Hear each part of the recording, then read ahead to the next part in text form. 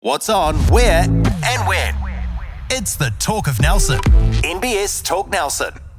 To me, banking for life means coming into the branch and always feeling welcome. Being able to pick up the phone, knowing who you're talking to at the end of it. The flexibility with banking options. Having absolute faith in the people you're dealing with. The Mako Rugby Roundup. Welcome to the Mako Rugby Roundup, and great to be back at the Turf Hotel with Stan and the team. And don't forget the ultimate rock countdown, and actually next Friday. And Stan was just telling me a whole heap of specials on as well at prices you can't beat. It's their biggest night of the year, so don't forget to get prepared and ready for Nelson's countdown party right here at the Turf. Welcome back, Les. Nice to see you here, mate. Yes, great to be here, and great to be with Ng Shiu. Yes. A black jersey Mako, so always love that, eh? Yeah, 100%. Nice to have you here, mate. Thanks for coming along to join us. And look, we generally get straight into it. And if my research is right, born in Napier, is that right? Born and bred Napier boy. And so how did the Magpies miss you?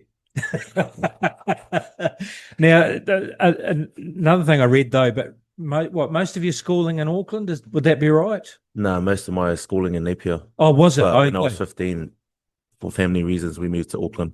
Right. So what age did you move to Auckland? 15. Right. Yes. So going back before then in Napier, when did you get involved in rugby? And can you tell us about the schools or school you were at? Yeah. I went to Napier Boys High School in Napier. Right. My first 2 years there, but I didn't really play rugby. I was on and off rugby, but I mostly did karate when I was young. Oh, did you really? So for 7 years, I was more like consistent in doing karate when I was young. Rugby wasn't really a thing. Lunchtime rugby was a big thing, but it wasn't until I reached Auckland that it started taking off. Isn't that interesting? So, quite disciplined, that training, isn't it? And presumably flexibility as well. You have to be quite fit and flexible to do something like that. Yeah, 7 years worth of karate training does bring a lot of discipline into your routine and that, and it's helped me heaps over the years. When we interviewed Finlay Christie, he had a similar story, but with gymnastics, and so it was the training discipline, and also I think the fit, that ability to stick to the training and be disciplined with it, and of course the strength and flexibility. So that's paid for him over the years as well. Do any of your teammates know about your karate background? Like, if they give you any lip, can you bring out the moves on them? Oh, I'll back them up in a fight. Yeah. So it was really more so when you went to Auckland. So where did you end up when you moved when you were 15?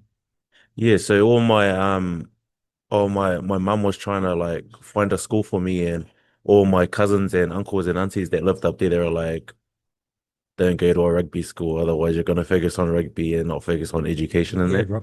So ended up finding a school called Botany Downs Secondary College. It's not a well-known rugby school, but big on the education and big on all that other kind of stuff. So they actually didn't let me in because we were out of zone. And then the guy that was leading it, he was like, do you play rugby? And my mum and dad looked at me, and I was like, yep, I play rugby. So ever since then, that's just when it started. Right. I played for the first 15 straight away, and because obviously it wasn't really good rugby, but took off from there. But they needed some rugby players. Yeah, they needed some rugby players. They were trying to grow the game. Yeah, right. How was first 15 with them? Yeah, it was a good experience. It was tough the first few years, but my last year was successful for the level that we were at, I thought. Yeah. So what division did they play in? Because 1B. Oh, 1B. Yeah. Right. Okay. And who would you play against? What's some of the schools up there? Oh, I guess Liston, Howick. Yeah, Liston. They're in the 1A now. Tamaki, Mangere College. Oh, yeah, right. Yeah, big competition up there, eh? Hopefully it grows even more because over the last few years, it's been dying a little bit. So. Right. Yeah. Uh, so I guess when did you start thinking about maybe rugby being an option? And obviously you've had a very accomplished time in All Black Sevens. So what was that journey like? How did you get involved in the black jersey? How did that come about? So I do know, Tony, that you Mhm. came down here 2014 hmm to have a crack at playing some rep rugby, maybe with Tasman. Yep. And you ended up at the Wanderers Club. So let's talk about. Oh, is that right? Okay. Yeah, So what was that connection? How did that come about? So, we just wanted, me and my mate, Dwayne Bolatevao, he's a halfback. We just wanted an opportunity over here because Auckland, there's too many like people to choose from, and like Auckland at the time were a bit stingy and stuff like that. So we came for opportunity, and I ended up staying here, and Dwayne ended up leaving after a year, and yeah. But he So- did come back and Yeah. become a Tasman Mako. Sorry. Dwayne did come back. Yeah, he became came a back. Tasman Yeah, Mako. yeah. Long- I was long- so happy for him. Yeah. So why Nelson? Where did that connection come from? Just through the club, Wanderers Club. Oh, okay. Yeah. Is that right? They're big in trying to grow their club, and they did heaps for us. Right. came So down to- someone spotted you in Auckland though. Somehow. Do you know how? Well, it was actually Dwayne. He Oh, just, was he it? just, he just, he Right. just asked me if there was there's an opportunity down south if you wanted to go. And Right. yeah. Oh man. Because back in those times, Wanderers were pretty efficient at recruiting. Yes. Get some outside help into their local boys, and yeah, I do recall that. And of course, that's the colours that you represent when you play for Tasman on Club Day, isn't it? Yeah. I think Wanderers is such a big part of my life. I think when I was here in the 4 years that I was here, 14, 15, 16, 17, we were in two finals. Oh, we won two finals and lost two finals. Right. So we weren't a bad team. So Yeah. pretty It's consistent. the but gun team. Yeah. yeah, That's pretty right. stacked. It was pretty stacked. back then. So was then there a progression into Tasman, and was that the 15 games, or was it sevens that they looked at you? So what was that journey into the Tasman Mako camp and playing sevens? No, for me, I was always a 15s player in Yeah. my mind. Obviously being a loose forward, there's no ways I'm thinking about sevens Yes. as most loose forwards would probably think in New Zealand. But the loose forwards back then were so stacked. Like in Tasman, I was like, oh my gosh, I'm only getting a run if everyone's injured and stuff like that. You know, Shane Christie, Liam Squire, Tawira Kolomatangi, it's Jordan Telfua, Pete Samu, like, yeah, Vernon Fredericks. A lot of good players ahead of you. Yeah, a lot of Super Rugby players. They're all like, veterans. All awesome people and teachers. They try to help me as much as I could. I was just a young kid coming in, and to this day I thank them so much because they helped me grow my game. So, but there's a guy called Sam Gibbons, right? And another guy called James Lash, and they used to play sevens in the national sevens tournament. So you'd have the local Tasman sevens. You must have got called into a side by Sam, and then you go up to Taupo and play some games up there. Yeah. I owe a lot to my mate, old Sam Gibbons. He used to put us through the hurt locker in trainings, and most of the warm-ups before the games were more tough than the game. Oh, is that right? He was big on getting that second win, and man, we were battling. But I guess back then in 2017, when we finally were doing good for sevens, our Tasman sevens team, we ended up coming fifth or something like that, sixth. And the New Zealand Sevens wanted to recruit three of us, me, Andrew Newstub, and Trail. Jeez. Yeah. But before then, our old mate, Gordon Titchens, came and hit me up, wanting to play for Samoa, wanted me to play for Samoa because he was coach of Samoa. Oh, yes, right. The year after the 2016 Olympics. So he hit me up, and I was like, oh yeah, I've made up my mind, I'm going to Samoa. And if it wasn't for Sam, man, it could have been a whole lot different now. Sam was just in my ear. He was like, bro, you'll be regretting that. So he told New Zealand, offer him a contract now, to his face. or he's gone. and he'll change his mind. But that's And pretty he'll- incredible. The Jeez. team came fifth, yet someone, Gordon, and then Sammy, and the selectors in New Zealand had the vision to see how good you three were to actually play for New Zealand. Yeah, It's remarkable, isn't it? it's funny there because I was getting hit up by them and I was about to run out to do my undie run because I didn't even score a try at that tournament. So I was like, hard work.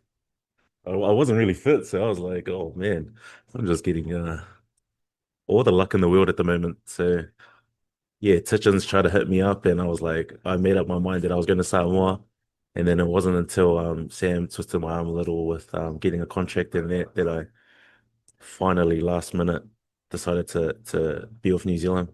And so obviously the connection is your family, or your father part Samoan, part Chinese. Is that correct? Yeah. And your mother Samoan. So yeah, like you say, there would have been a lot of connections there, and a want to go and play for your parents' home country. Yeah. Yeah. Dad's half Samoan, half Chinese, and Yeah. I'm full Samoan. So we're big with our Samoan culture growing up. So Yeah. that was another big reason that I wanted to really play for Samoa. But on top of that, Titchens with all the wins under his belt and Yeah. records and that. Oh man. And actually, a good history in sevens, especially back then and prior to then. Samoan sevens team were quite strong, weren't they? Yeah, they were Yeah. strong. So what convinced you to take up a black jersey rather than a blue jersey? Other than Sammy twisting your arm and finding someone to offer you a contract. I think at the end of the day, when he like sat me down and just went through like pathways and future and like just everything added up, all the little things adding up, the money for security, the pathways that it could lead to and stuff like that. I was like, oh man, this guy's so right. Like and lucky after that, heaps of the Samoan boys after Titchens was there wasn't really happy with him. It's just a lot of like, headbutting and stuff like that as the year went on, like his first year. So Well, you made the yeah, right choice. well, for me, yeah. Yeah. So So massive career, over 200 appearances in the Seven Circuit. So, how was that then? So all of a sudden you find yourself in a black jersey, potentially, getting on the field to represent New Zealand in sevens on the big stage. So going from Wanderers Football Club to local Tasman Sevens to a national tournament, and all of a sudden you're playing the stadiums around the world. So what was that experience like for you? yeah, it's a pretty big jump. Like I said before, I'm a loose forward in seven, in 15. So jumping from that to playing the fastest guys in the world, yeah, I had to adjust real fast. For me as a loose forward, I didn't really have good like long ball skills or passing or vision and stuff like that. So I was real tunnel visioned and the game was a bit too fast for me at the time. So like had to pick up my speed, fitness and skills. But yeah, So you loose forward skills translated to prop forward in the sevens game? prop slash hooker. Yeah. Ended up being a hooker as the years went on, but hooker is more of a ball playing role in the forward, so developed that over the years, and yeah, happy as man. And you're doing all of this alongside two good mates, right? And Andrew Newstub and Trail Joas. So that must have been a pleasure to all grow together in that game. Yeah, I was so happy, man, when it was all three of us that got named. Stubby's been there since the start, and Trail was obviously one of my Wanderers club mates. Trail ended up finishing in 2009 to 2020, maybe 2019. But yeah, Stubby's still there, and we're grinding you're away still together. there. Yeah. 2019 New Zealand Sevens Player of the Year. And so, it's a bit like Finley's story, actually. He kept on getting surprised about, getting selected and I kind of get that from you. It's like you've gone on this journey, which you might not have picked or seen, but they've seen something in you. And next thing, you're New Zealand Seven Players of the Year in 2019. What was that like? Yeah, that was an unreal feeling. I got so much trust and confidence from the coaches to keep picking me to go to tournaments. So there was like 60, just over 60 games or something like that. And I played in every single one of them. It was tough on the body, and I was just looking at the older boys. I was like, I don't know how you guys are used to this after all these years, but I just did that 1 year and it like burnt me out. But yeah, I was happy with that. Yeah. And then like Olympic winning silver, or 2 Olympic medals winning silver at Tokyo, competing again in Paris. So going to the Olympic Games. So tell us about that experience. Yeah, I knew it was going to be massive. That that Tokyo one, it was a bit. I wanted we like us new guys that went to the Olympics for the first time. We wanted the full experience, but because COVID hit, it was a bit like there was a lot of security and lockdown Oh, and stuff like yes, that. yes, And that's like, right. Yeah. we could only see everyone in the cafeteria, and even then, like everyone's masks on, not allowed to talk to them and stuff like that. Um, Paris was a lot better, was a lot more free. Like we could see and mingle with anyone, but I guess like yeah, everyone was like shy to like meet with everyone, or like egos and stuff like that to try and talk to like big Big stars. big stars and stuff like that. So yeah, it was a good experience, especially at Tokyo. Even though COVID hit, was even just to see big stars around around the world, it was unreal experience. And I guess quite nice too with the New Zealand athletes, because you guys normally have to mix within the rugby circles, but to go into an environment where there's all the other silver fern athletes mixing and mingling and talking, that must have been quite neat to do. Yeah, so for people that don't know, we're in Olympic Village, and we're for us in the New Zealand team, we can mingle within ourselves. Yes, right. In the bottom, and we just live up top where it's like a hotel motel kind of Yeah. setup. But yeah, my gosh, when we hear the stories of like their trainings and stuff like that, man, there's some super athletes out there, eh? And like proud New Zealanders. Yeah, Real yeah. proud New Zealanders. Yeah. So that would have been, yeah, geez, that would have been a cool experience. And I guess a bit humbling too, because as you say, when you hear about other people's experiences, you say, geez, I need to up my game, especially if you're a rower or Yeah. something of that nature. I think it's like goes both ways. They're looking at us. There's no ways we'd get tackled by any other person, but we're looking at them. I don't want to be dying every day on the roller, Yeah, and that's all you do for training. Yeah, That is crazy. But that's yeah. incredible. Like 2 Olympics and a Commonwealth Games as well. Yeah. Yeah, yeah. When I reflect back on it after after the Paris one last year, yeah, I was happy with competing in it, but I just want to win it broke me those 2 Olympics, so hopefully the next one. So, we can do one. so are you going to have a crack at Los Angeles? We'll try to get there, eh? Yeah, good on you. So the wheels fall off. So I guess that's the thing, isn't it? Because I guess it's going through, I guess you'd call it a bit of a rebuild phase, because we've had so much success in the past. But obviously, like our 15s, all the other teams are becoming professional at it, and good coaching, and it just becomes a lot harder to get those regular wins, doesn't it? So for you guys, a big challenge. Obviously, the girls have had some success, but I guess those other women's sides are also over the years going to be increasing their competitiveness. So a real goal for you guys is to look for that gold again, huh? Is that what's been talked about? Yeah, over the years, you are right. All the teams have caught up, and I think for us, it's like if we want the win, we need to get our preparation sorted and just being consistent with that, consistent with our preparation, how we want to win and stuff like that. So all the little things stack up.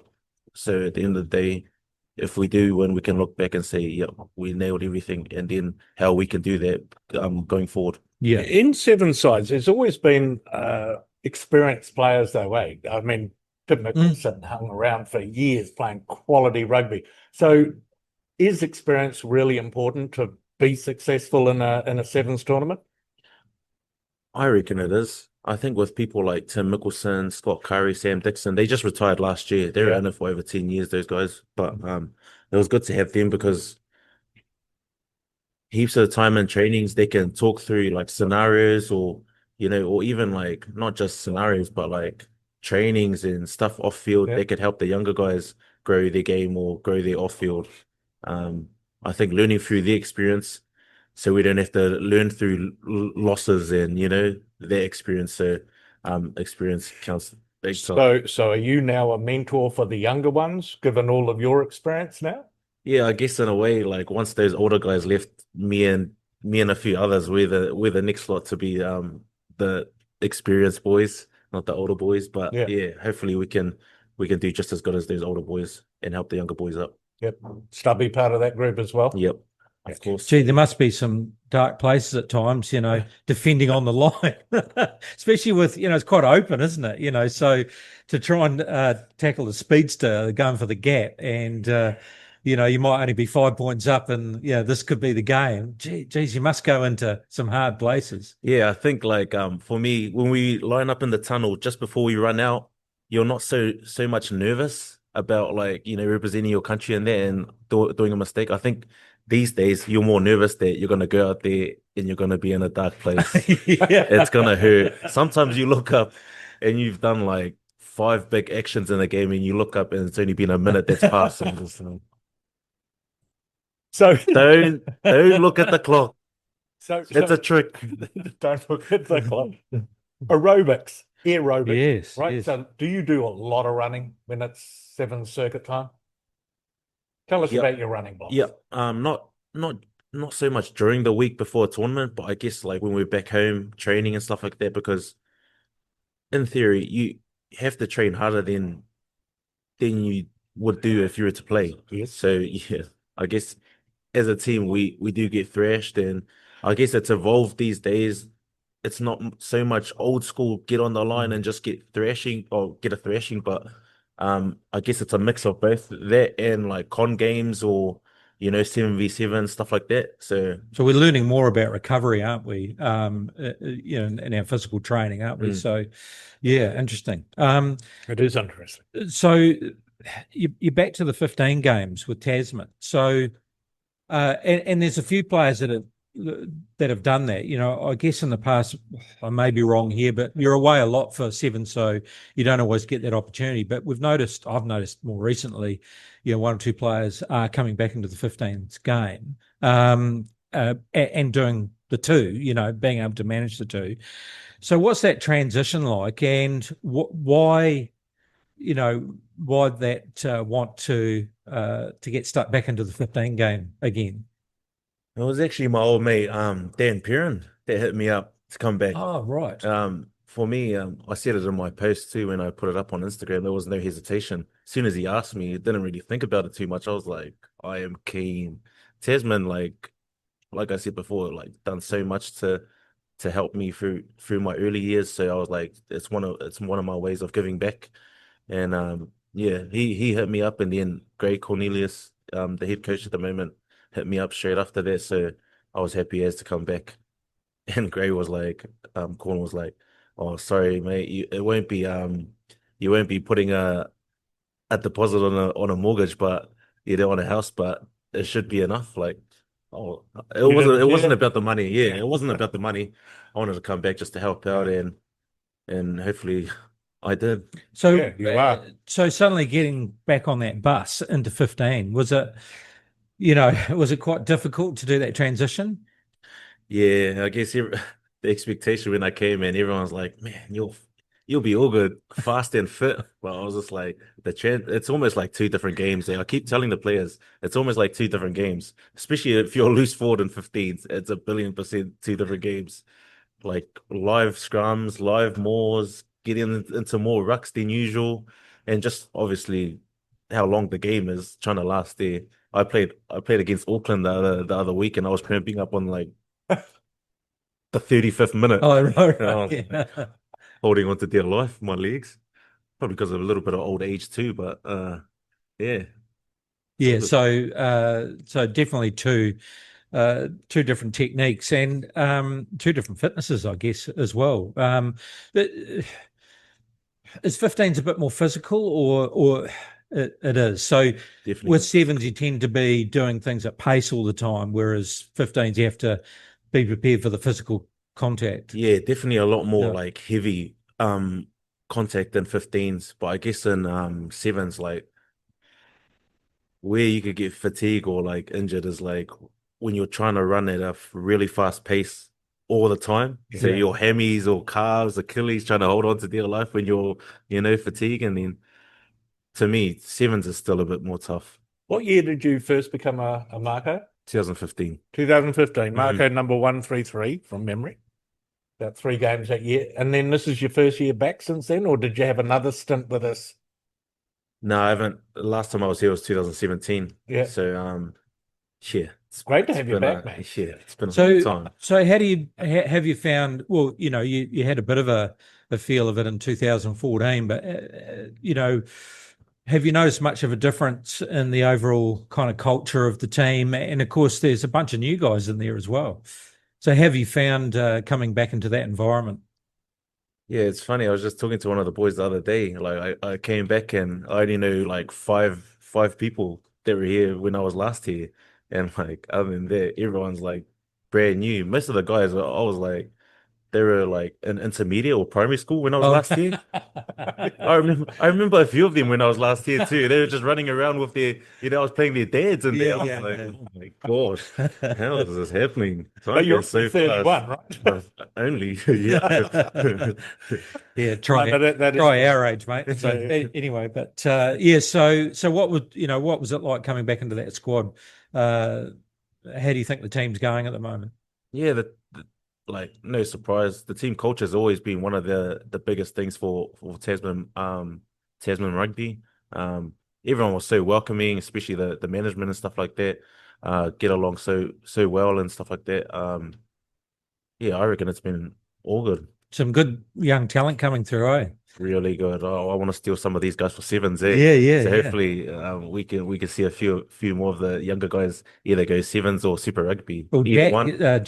we interviewed Jack earlier in the Jack week, Gray. so he had had a bit of a taste of sevens as well. Yeah, Mm. but still likes the 15 game. He still wants to give that a crack. Yeah. So tell us about the Bengaluru Bravehearts. So that sounds like a bit of an adventure. What happened there? Yeah, so it was like the IPL cricket, like whoever owns all of that, they're the ones that ran it. And so they did it exactly like how they do the IPL cricket draft. So they drafted us maybe a few months before it actually started. So we were there for a month in India, 30 international players with 30 Indian players and maybe like 15 or 20 like tier 2 players, like Canada or Hong Kong sevens players. So it was all us like mixing and mingling. Yeah, it was. So was there like an a draft? experience, man. So they would announce what teams and they would bid for those Yep, players. yep, Is that right? Wow. Yeah. So there was there's 5 internationals in each team. So for us, we had 3 New Zealanders, one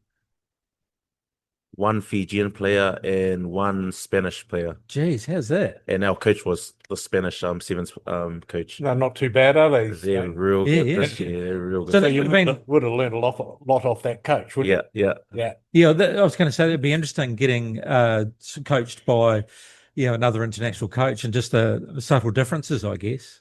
Yeah, it was an interesting experience. I think for us New Zealanders, we buzzed out how similar the coaching is and right. how similar of how he coached compared to how we did things in our sevens environment, rugby wise. So yeah, I think we were both trying to like pick each other's brains to like evolve our game in the future. So Who were the 2 New Zealanders in your franchise? it was Aquila Rokulisoa and Scott Curry. Oh, right. We were the only New Zealanders out of all the international players. And we were all in the same team. And you were saying you were there a fortnight before the tournament, and then the tournament's only 2 weeks. So how many games did you end up playing? Yeah, 12 games in 2 weeks. Jeez. So the first 2 weeks is just trying to get used to the heat and get the stomach solid just in case we eat, something bad. But yeah, the last 2 weeks will be like 3 days on, 1 day off, 5 days on, 1 day off. So a game each night. Jeez. It was tough on the body Yeah, and it the was. mind. A lot of fun. A lot of fun. Yeah. I think trying to mix with the Indians, I think that was the biggest challenge for Yeah, I was everyone. gonna Trying to because bring their them to their speed. bodies are so much smaller than us international players. Like heaps of them are like 70 kgs or 80 kgs. So I think, yeah, So in a Right. starting team on a night, how many Indians had to be picked? two. Ah, right. Yeah, Yeah. two So- Indians, 2 or 3 internationals, Oh, yes. and then two like tier two, tier 2 players. And So developmental type concept. yeah, and I was going to ask about that, about support. So did many watch it, one, and do you see that potentially being a growth sport and some talent actually coming through there? Yeah, I think they've just signed for like a 10-year deal. So at least for the Jeez. next 10 years, the big bosses and the big dogs have, trying to suss that out for the next 10 years. So hopefully that develops over the years and the Yeah. money gets better. So Yeah.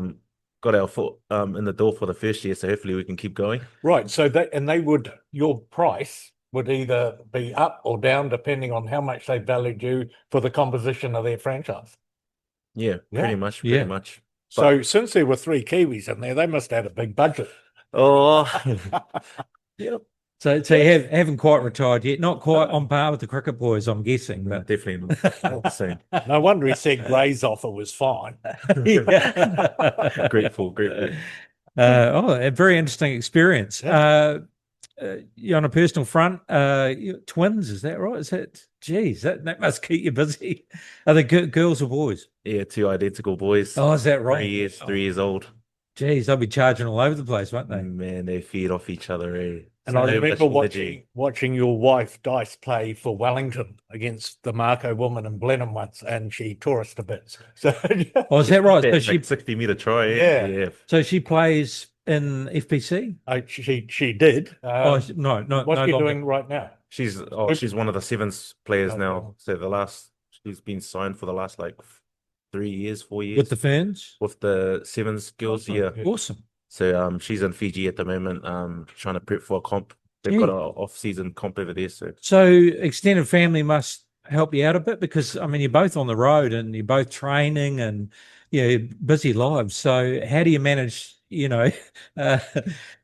all with 2 twins? Yeah, my family's kind of all over the place, but it's more her family that help out the most days. So man, we owe a lot to them. So they sacrifice so much. Are the kids in Auckland? No, they're in Wellington They're in with her parents. Yeah, because she's a Wellington. Right. Wellington girl. Oh, And those kids, good genes. Hopefully become lawyers before they think about rugby players. Okay, you're a smart Hopefully not seeing a lawyer, but hopefully becoming a lawyer. You're a smart man. Yeah. Don't Get your education sorted. Yeah, that's it. Botany Downs. don't put them out on the golf course straight away. PGA by 15 years old. Yeah. Fantastic. And so fatherhood, has that changed a bit of your perspective on life? What Yeah, big time. is that? I think seeing a few of the other fathers in the team, were fathers before me. Man, I just look at them and I'm just like, how did you guys do it for so many years? It is crazy. I think just trying to find the balance of being a father, being a good father, being a good partner, and then trying to be the best in the world at what you do. Yeah. Finding a balance in all three is so. Yeah. There are sacrifices here and there, but yeah, it's something else. During the Seven Circuit, do you get an opportunity to get the family to wherever you may be, whether it's to one of the destinations for the Sevens program? Do you get the family together? Does anyone get your wife and your kids and you in the same spot during the year, or is it all in between tournaments? Not so far as the twins are 3 years old. We haven't gotten the twins to any of the sevens tournaments, but the past year, I've been lucky enough to have my partner come to most of those because she's been playing for the sevens girls. Yes. And often in the same city. Are those tournaments often in the same right? Same time. Right. Yeah. Great. Yeah. Right. Yeah. Oh, well, you'll Yeah. be joined by the children sooner or later.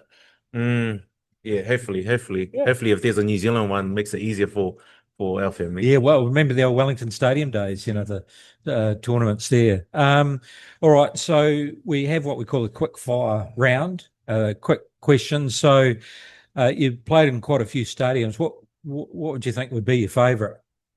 Hong Kong's definitely Is there. it? Yeah, Hong Kong Sevens. Obviously the legacy behind it. Iconic between Fiji and New Zealand. Just the legacy behind that as well. Yes. Yeah, that's a massive one, and the crowds to this day is crazy. And would that be the biggest atmosphere?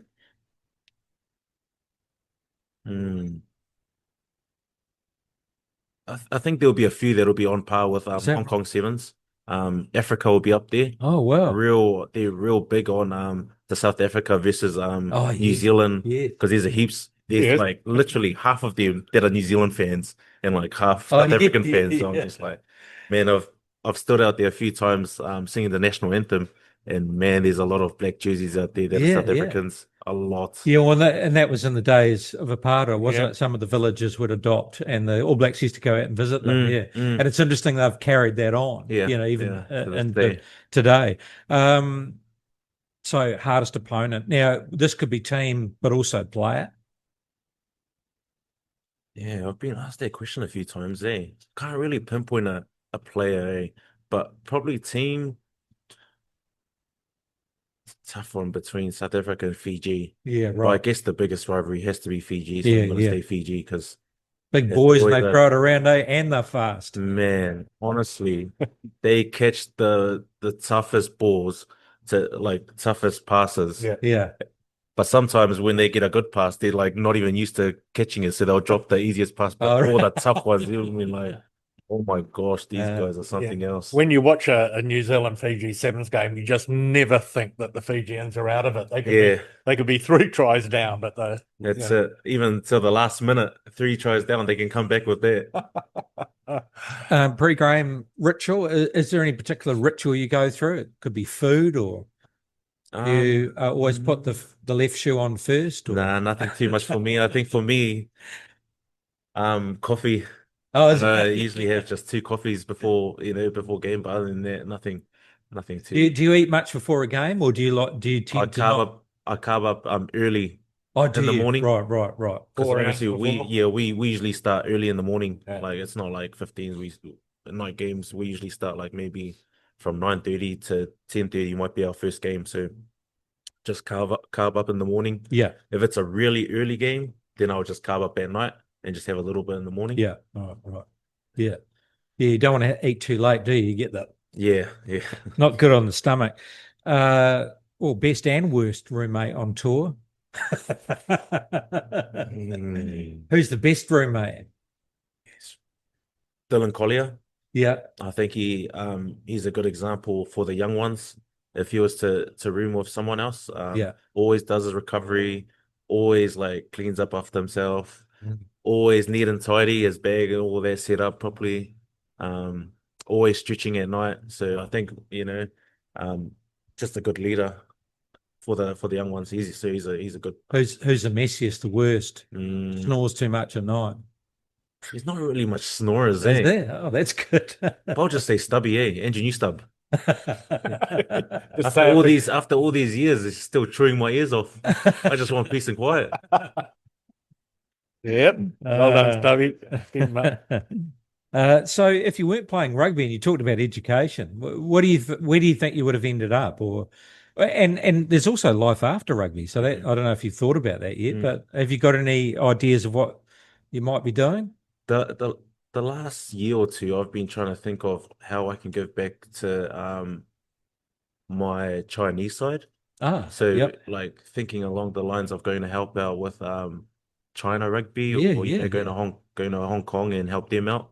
So we'll see how that develops. Geez, yeah, that'd be Yes, but interesting. That'd be cool, quite cool, wouldn't it? That'd be very cool. Yeah. we'll see how that goes. Good stuff. All right, mate, it's been a pleasure, but we're going to ask you to stick around because we need your NPC knowledge to come through. We're just going to do some scores through the Bunnings NPC Rugby Update. It was round 7, Les, and Yeah, Northland, they keep striving, the Taniwha, they keep striving forward, don't they? 43-26 Wellington. I picked Wellington at the start of the season to be the comp winners, and they just, it isn't happening for them at the moment, is it? Since Tasman beat Northland, Northland have been on a bit of a roll, They and they're have. playing great rugby. So well done to them. It's a good scoreline too, 43-26 to Northland. And check this out, Waikato, 29-28 against North Harbour. So just doing it. North Harbour, just so close, aren't they? But it's just not quite happening for them. Bay of Plenty, 21 over Hawke's Bay. So the Hawke's Bay, the Magpies doing the job. You'll be happy about that, Tawny. And we've got Otago, 28 over Taranaki, 26. So Otago's still playing well and getting the results at home. Yeah, that's a good result for Otago at home. Yeah. Taranaki have been in some decent form, but this Otago side is another one like Northland that's punching above its weight in terms of how you would have looked at it before the comp started. And I don't know what the coaches said before Auckland played Tasman, but it's carried on 52-29 against Manawatu. So Auckland finally hitting their straps. And you'd have to say, I watched a bit of that Tasman game. They've got some good players, don't they? And I don't know why it wasn't firing before, but something's happened. They've found their feet. Yeah, they're a tough few weeks ago in Blenheim, old Auckland, but yeah, they are finding their feet. And Yeah. we'll see how they go. Yeah, well, they're on the home run now. And then now, unfortunately, I can't really comment on the game apart from the last 5 minutes because I unfortunately didn't get it. And then well, I'll take over. So you yeah, don't. so you tell us what your thoughts were on the game. So Tony, you went down, warmed up as the reserve forward. So how was the feeling with the boys before they went out for this challenge? I thought the feeling was intense, man, but a good, the boys had edge on them and they were on their toes. They were ready for the battle. They knew what was, at stake, and the boys I thought the boys were on, eh? And they were. They were. Yeah. Sometimes it just goes like that in rugby. In between being on, and they were on too, in a way, but there were some crazy tries. So Minty's moments, if you like. Just, them... them hitting the corner flag, scoring the try. What are the chances there? Yeah. Did you know that rule? No, I didn't. No. So if I was fullback, I would have got done. Yeah. I would have assumed that the corner flag is ball out. Yeah, that's what it wasn't. It rebounded in, and a man who would know, Ben O'Keefe, said, "No, that's a try." Then immediately after, David Havili chases a kick through that Dallas McLeod decides to let bounce over the ball line, and Davey dives and touches down. So just amazing, eh? There were some good tries, man. There was some real good tries. And then Lou Chapman, little bugger, he goes and puts up a pinpoint perfect bomb that leaves leaves us exposed. Yeah, Shea Fihaki, he had a good game actually. Half time, you're in front. Yeah.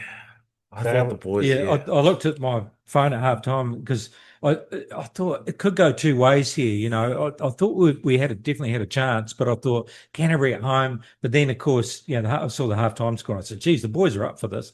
But I didn't actually get to turn on the telly. All right.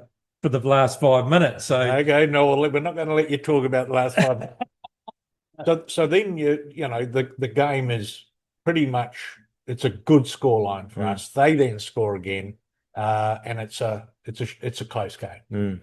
So then we get towards the end, and there's a ball won by us on our goal line, and I asked myself, what do you do with that ball?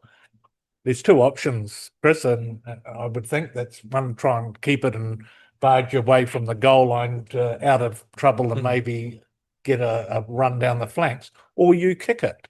And that's what the boys chose to do. So you back the decision that, that's what to do in that situation. 2 minutes to go. I think your defense. Yeah, I reckon.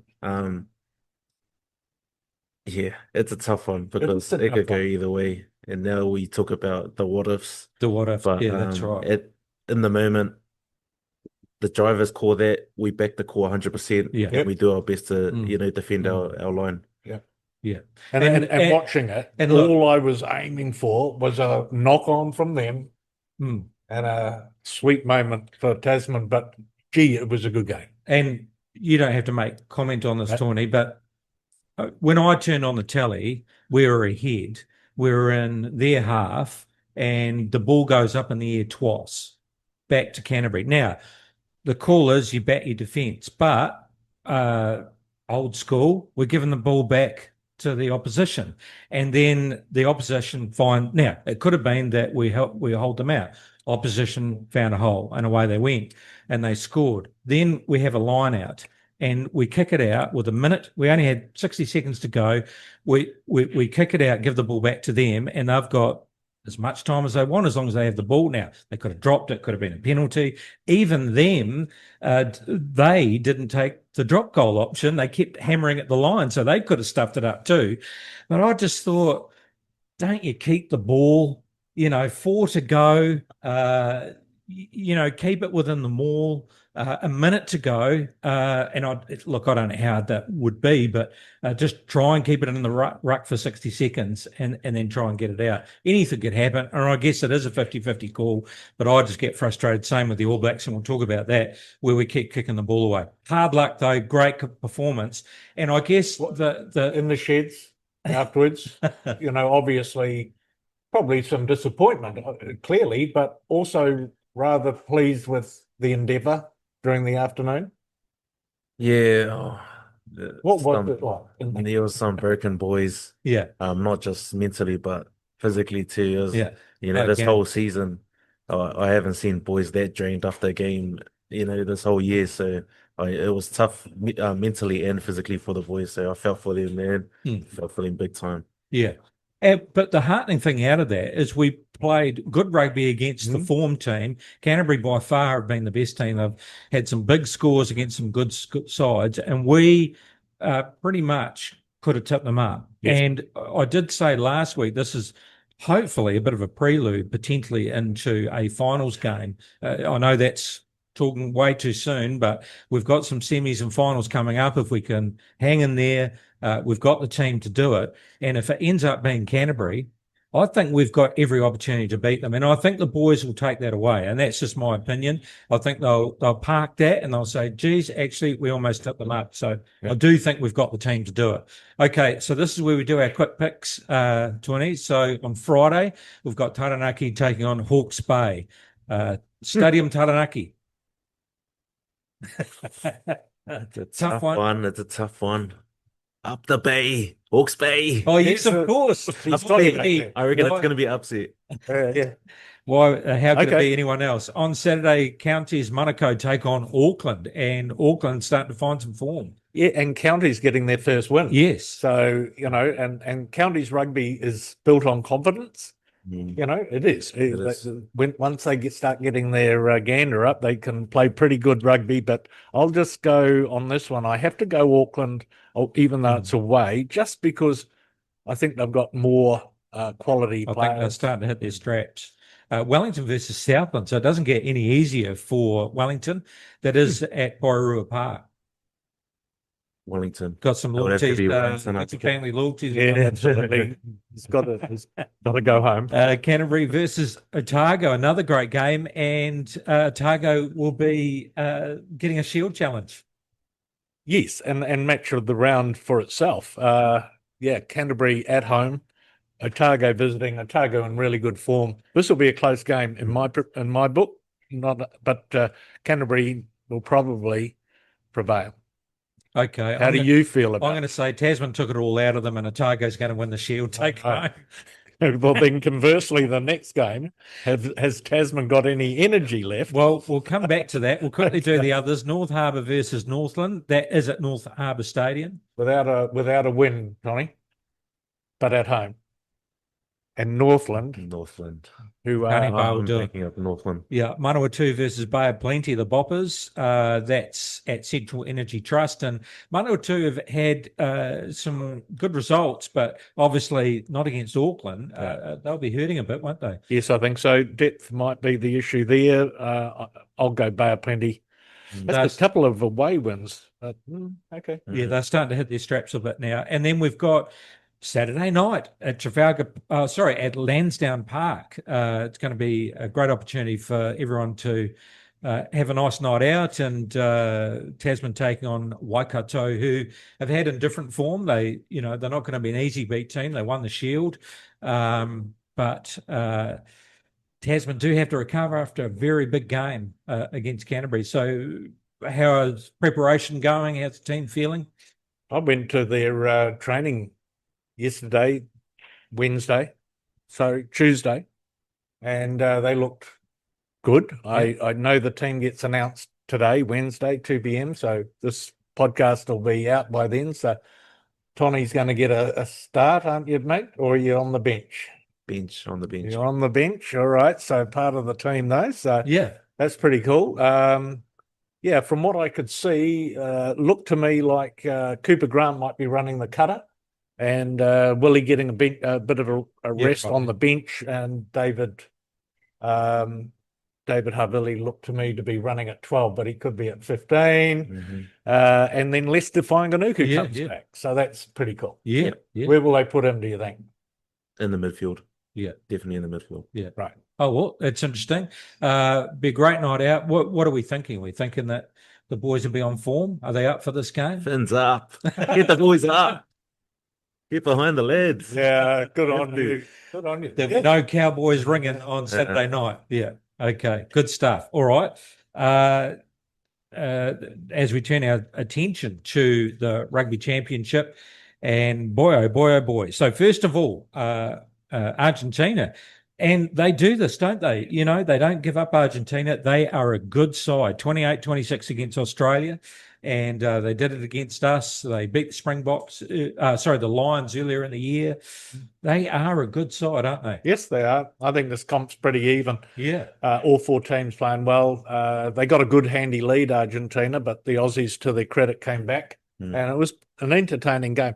And it looked so good on the telly, 2 p.m. afternoon rugby. Woof, that's the way to play test matches. Yeah. No, it was good. And then, obviously, our biggest ever defeat, South Africa, 43-10. Okay, so where do I start? I've calmed down a bit. And I've listened to a few commentators about this. And obviously the first half, the way that we threw it around, I think it might have been the second try. Man alive, we were playing some great football. And I was quite worried about this young side that was, especially the back line, because I've seen them before, and man, they're dynamic. They've got pace and skill, and I thought they'd throw it around more. And geez, the amount of injuries they ended up having. So they had to totally change the way they play, guys in different positions, and then they, I guess, started going a bit more to the kicking game. But just towards the end of the first half, Damien McKenzie tries to do a kick out to the wing and fluffed it. And I thought, what is that? Anyway, second half, and as everyone's been saying, give them their dues. They came out. They put a lot of pressure on us in the first 15, and we, there was incredible defence. We defended really, really well.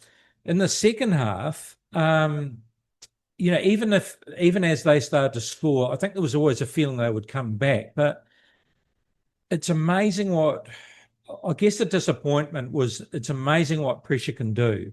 And we started going back to some old habits when we were under pressure and we were doing these kicks over the top or whatever it was. And Muliana showed an example of us coming out of our 22, and Barrett kicked an up and under, which went straight to them, and they kicked it, into our sideline.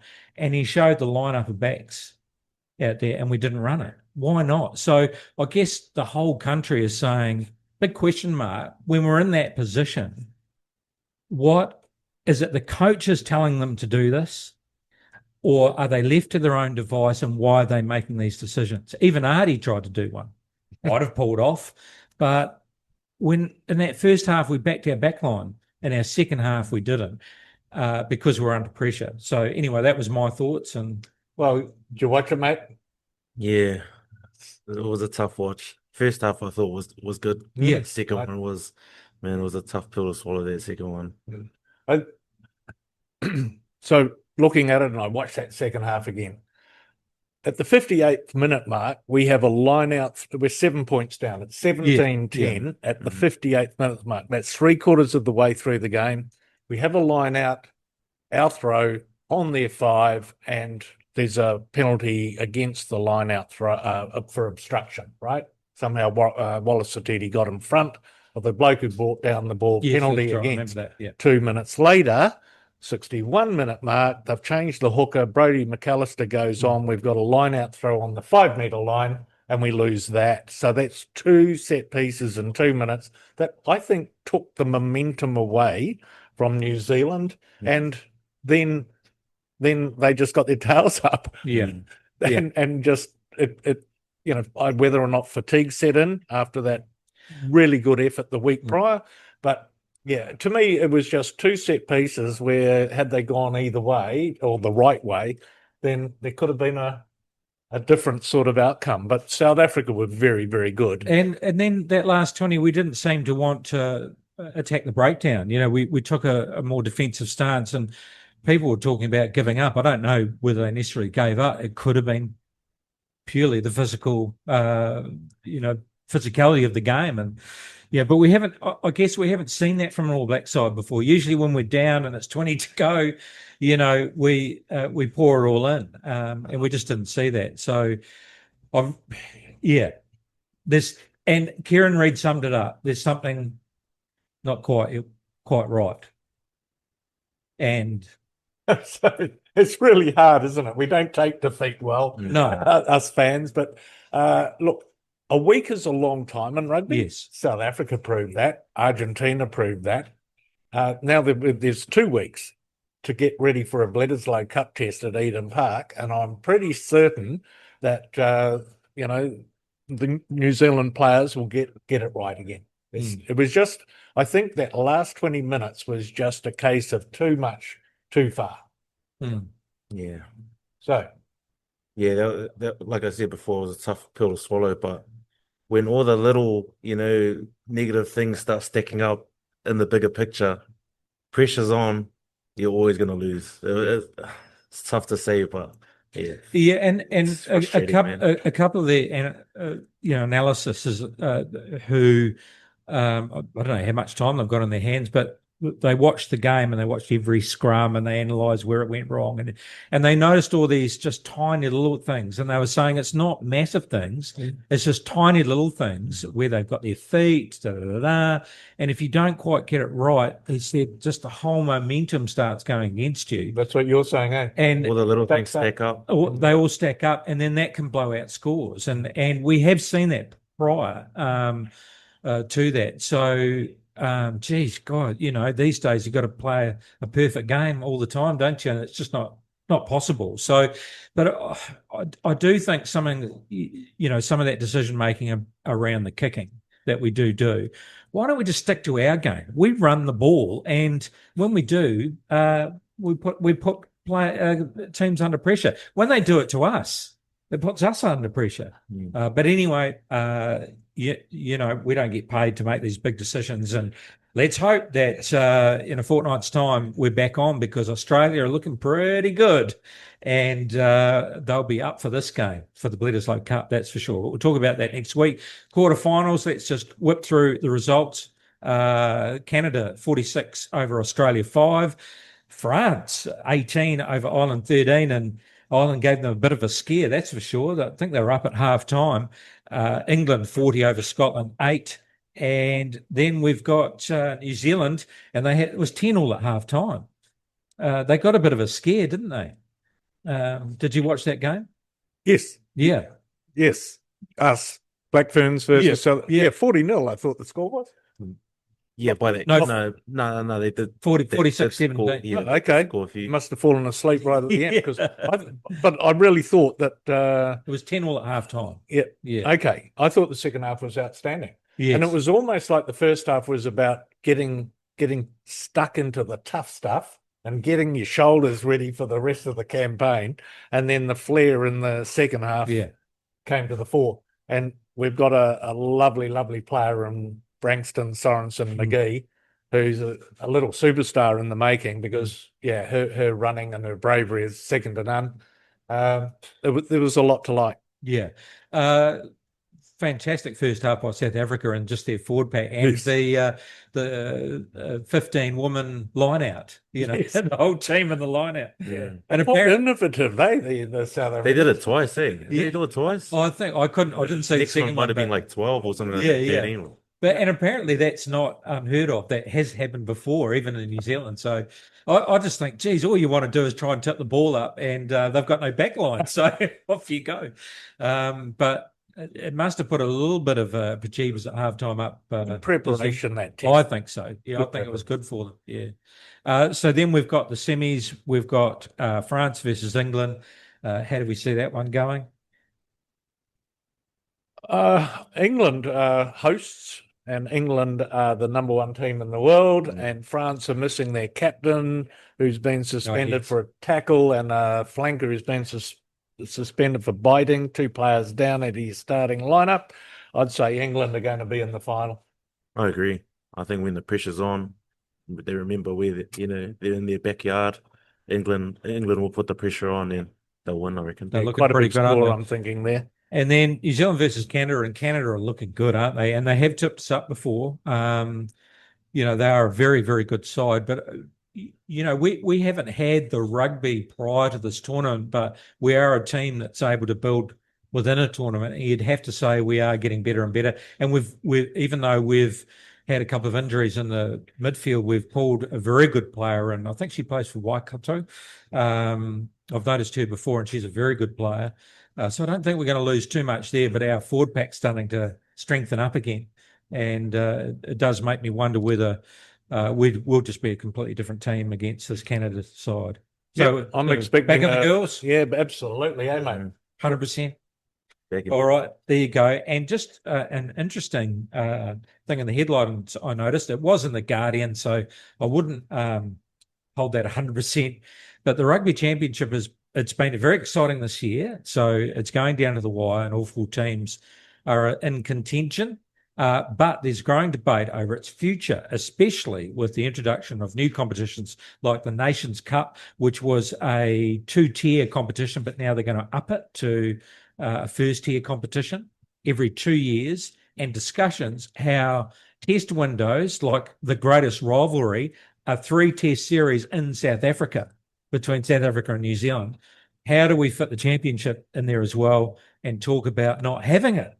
Yeah, well, as long as there's international rugby in this window, I really don't mind what the format is, and I'm really looking forward to, a tour by the All Blacks to South Africa again next year. All right, it will be very interesting to see how that develops. All right, Les, thank you very much, mate. Another big weekend ahead. Yes, of course, and fins up, Tony. Yeah, that's right. For your game against Waikato. Heading over to Blenheim, or I'll be cheering the boys on. That's for sure. And it's one of those games that, a win's quite important to get at this stage of the season. The Mako is sitting in 5th spot, 2 bonus points against Canterbury. That was really important. So but enjoy your game. Cheers, mate. Thank you. Yeah, good luck, and good luck to the boys. 7:05 on Saturday at Lansdowne Park. Thank you. Big thanks to Turf Hotel, Stan, and the team. Check out the Facebook page for everything that's going on here. Don't forget you can listen on MBS Talk Nelson website and social media, Spotify, YouTube, and MBS Talk Nelson digital radio. That's it for this week, and we'll catch you again next week for another edition of the Mako Rugby Roundup. The Mako Rugby Roundup. What's on, where, and when. It's the Talk of Nelson. NBS Talk Nelson.